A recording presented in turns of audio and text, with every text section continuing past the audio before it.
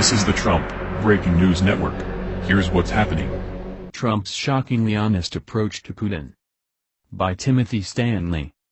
CNN. The 2016 election was not rigged by Moscow.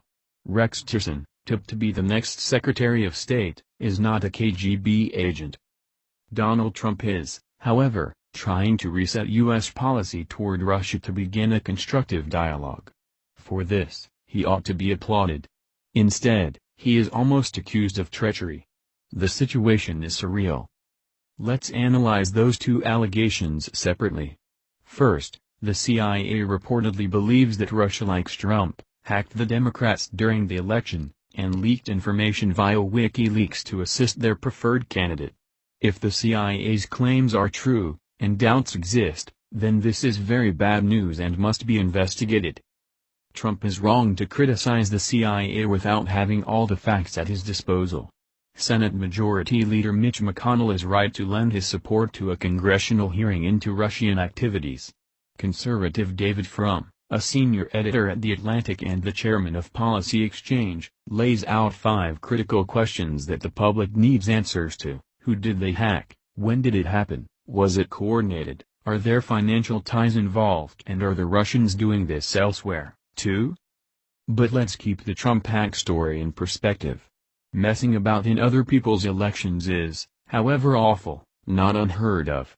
Trump supporters are sharing a Los Angeles Times article from 1996 in which American political strategists boast about their role in helping re-elect President Yeltsin in the recent Russian presidential election, and foreign governments have had a hand in various aspects of the U.S. electoral process for decades. The question that Frum omits from his list is, did the Russians change the outcome of the 2016 election? The answer is almost certain yet. After all, WikiLeaks had a very small role in the campaign. The Trump people complained that its revelations were overshadowed by the infamous grabbing women tape. The FBI's investigation of Clinton's emails certainly had a much bigger impact than anything done by the KGB. Who were they working for? The North Koreans? If I sound cynical, then it's because I am. The core of senators demanding an investigation of Russian involvement, Chuck Schumer, Jack Reed, John McCain and Lindsey Graham, are 2 Democrats who have votes to win on this issue and 2 Republicans who are prominent neoconservatives. McCain and Graham oppose Trump throughout the primaries in part because he threatens the hawkish consensus that has dominated Washington for a very long time. A consensus that sees Russia as a perpetual and imminent threat to Western security. Trump's people see things differently. Peter Bayonart of The Atlantic suggests they are informed by a view of history at odds with the Russophobic neocons. For Trumpites, the Cold War was a struggle with an atheist, socialist superpower that had to be won. Once it was over and Russia reverted to its Christian roots, Moscow evolved from an enemy to a cultural ally in the far more relevant conflict with radical Islam. Many Trumpites, it is true, see Vladimir Putin as a champion for traditionalist values. They ask why America pretends to loathe him when he's fighting on the same side in Syria. The answer, of course, is that he's not. Putin is fighting with President Bashar al-Assad, not for democracy but to sustain a bloodthirsty dictator who serves Moscow's strategic interests. Russophiles are just as myopically enthusiastic about Putin as the neoconservatives sometimes seem suicidally hell-bent on war. Between these 2 positions is a rational third way. There's evidence that Trump inhabits it. Take Rex Tillerson, the subject of the second allegation I noted at the beginning of this article, that Trump is thinking about appointing a Moscow patsy as Secretary of State. This is nonsense. Yes, Tillerson knows Putin and has done business with him. Are these not strong qualifications for dealing with Russia? He has received Russia's Order of Friendship, true. But so have a former Archbishop of Canterbury and the former Prime Minister of Canada.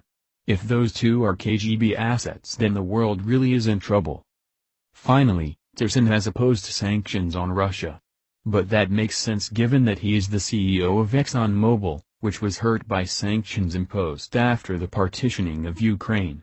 He is a statesman of business, that's what stands out about his appointment. Trump is compiling a cabinet of mini-Trumps, of largely aging, white, Male business leaders who see the world in terms of the bottom line rather than grand theories of international relations. They are not, I suspect, motivated by Slavophilia or a passion for Russian orthodoxy. Rather, they see Putin for what he really is, a strong man in a weak position. Russia's economy and army are antiquated and not particularly strong, and the country is surrounded by a ring of NATO countries committed to mutual defense. All Putin really has to his advantage is a lot of hackers and an arsenal of nuclear weapons. The latter is why we still have to be very, very careful when dealing with him. Why not talk to Putin? Why not acknowledge that America cannot run the world and that other nations have legitimate strategic interests? What's fascinating about Trump is that while he might regard America as an exceptional country, he's honest about its failings and refuses to pretend it has a right to global domination.